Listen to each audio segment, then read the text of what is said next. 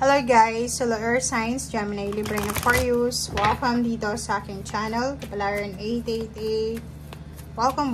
Alamin natin kung anong messages, vibration, gabay energy para sa inyong lahat. Ito ay general reading, so pwede kang makaresonate. Gamitin mo ang iyong intuition sa panonood. Okay. Ang daming barahan niyang Earth Signs. Sa araw na ito, isang hindi inaasahan na income or pwedeng pera, offer ng work, or pwedeng may isang tao na gustong kunin yung serbisyo mo, babayaran kayo ng extra. Pwedeng isang tao ang sa'yo ng favor, bibigyan kaya ng pabuya, parang ganun. So, or pwedeng may iba sa inyo dyan na unexpected na overtime, and then may pera. Number 7, if ever naghihintay ka ng promosyon, ng salary increase, ng recognition, ng graduation, ng rewards, awards, or kano pa man, or kasal, sinasabi ng baraha sa'yo dito na parating na siya. If ever naghihintay ka rin ng sagot, if ever nanliligaw ka or nililigawan ka, so mayroon ditong confirmation, sinasabi ng baraha sa'yo dito na parating na siya. Yung iba sa inyo dito ay sobrang busy. Sobra kayong busy sa pagtatrabaho sa ngayon. Or sobra kayong busy sa pag-iisip. Ang dami yung iniisip. Okay? Okay, so nakikita natin dito na yung iba sa inyo dyan is busy kayo sa trabaho, pero busy rin kayo sa pag-iisip. Parang ganun. Okay.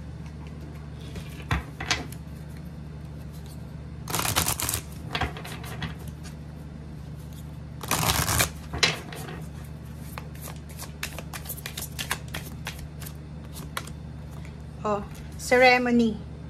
Nakikita natin dito guys, nakikita natin dito, air signs na may blessings na parating.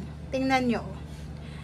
Posibleng isang selebrasyon ang parating sa'yo.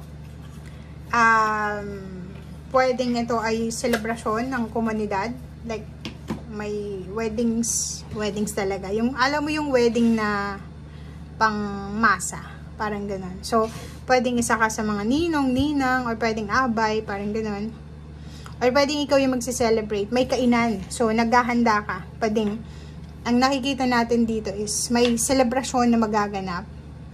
And pinaghahandaan mo siya. Pwedeng nagpapaganda ka, nagpapagupit ka, nagpapagwapo ka, nagda-diet ka, parang ganun. So, parang yung damit is mag-fit sa'yo, parang ganun. So, yun yung nakikita natin dito.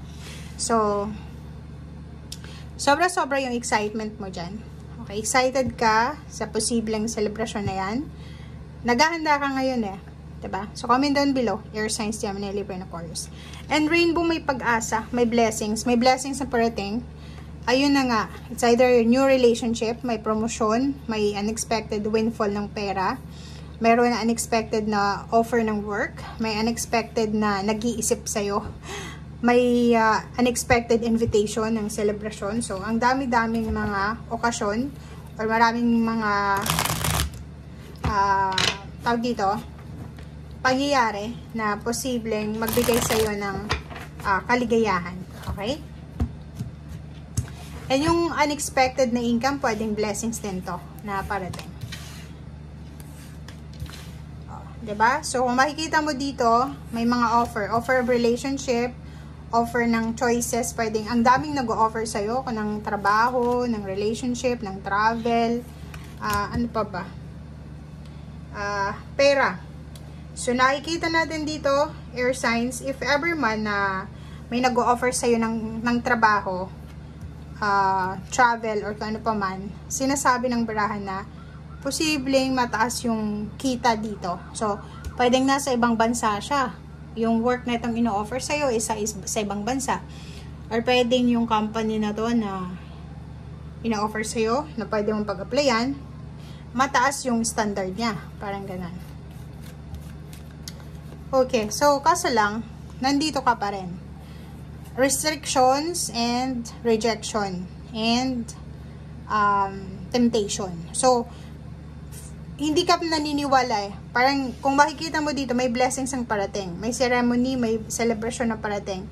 Pero parang, dahil sa mga disappointments mo from your past, hindi ka masyadong makapaniwala. Parang, iniisip mo, hindi ko yung kaya. Diba? Comment down below. May iba sa inyo dito na kailangan nyo nang makaalis dito sa dalawang to. Ang dalawang to is temptation and restrictions.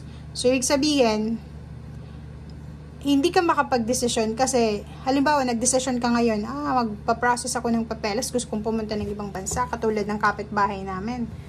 Tapos bigla, pagkagising mo sa umaga, ay nako, ayoko, nakakapagod, kailangan kong gumastos, parang ganun. Sinasabi ng bara sa'yo dito guys na kailangan mong magkaroon ng motivation, ng inspiration. Pamilya, 'di ba? And ito yung magandang motivation na pwede mong ibigay sa sarili mo, 'di ba?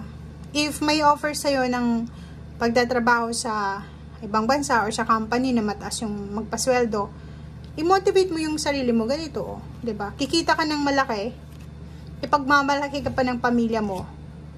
May ibibigay mo pa sa pamilya mo kung ano yung gusto nila. Makakaipon ka pa ng pera. Makakapag-travel ka pa, 'di ba? So, yun, the Empress, sinasabi ng Empress card na maraming abundance and prosperity na nakapaligid sa'yo. Blessings, pag-asa. Kaso lang, marami din na restrictions. Ang nakikita ko sa'yo dito, parang kontento ka na sa kung ano yung meron ka sa ngayon. Tapos, meron pa ditong pwedeng mga air signs din na tulad mo na instead na i-boost nila yung confidence mo, pinapahina pa nila. Parang pag sinabi mo sa kanila, nako, gusto kong pumunta ng ibang bansa, gusto kong ma-experience yung snow, tapos sasabihin sa'yo, nako, mahirap yan, ganyan, ganito. So, instead na i-motivate ka, wala eh. Parang ganun. So, nakikita ko sa'yo dito na willing ka naman, pero pabago-bago yung isip mo. So, ang kailangan mo sa ngayon is focus ka, okay? Kasi kung makikita mo dito, yung parating na to is, ito yung pinapangarap ng lahat ng tao dito sa mundo. Hindi lang ikaw. Ang problema lang sa inyo is, kontento kayo sa kung anong meron kayo. Ito, pero yung pwedeng makaresonate dito is yung Libra and then Aquarius. Pero yung Gemini, ang Gemini sobrang ambitious niya.